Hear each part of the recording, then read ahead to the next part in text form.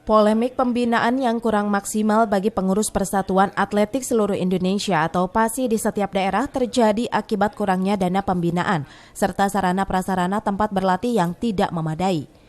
Tentunya ini akan menjadi PR besar yang harus dipecahkan oleh seluruh elemen keolahragaan, baik itu di pusat maupun di daerah.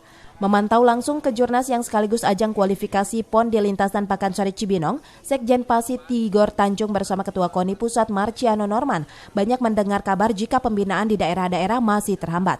Bahkan untuk Kejurnas ini saja, para atlet dan ofisial harus berjuang keras untuk bisa sampai ke Kabupaten Bogor. Karena anggaran yang minim, hal ini tentunya akan menjadi PR besar bagi PASI Pusat untuk mencari solusi terbaik. Karena pengcap di daerah merupakan faktor penyuplai atlet-atlet yang kelak masuk ke dalam kontingen timnas. Daerah itu mereka punya banyak permasalahan. Bahkan untuk mengirim tim saja ke mereka ada kesulitan menghadapi tantangan dana dan sebagainya, ya.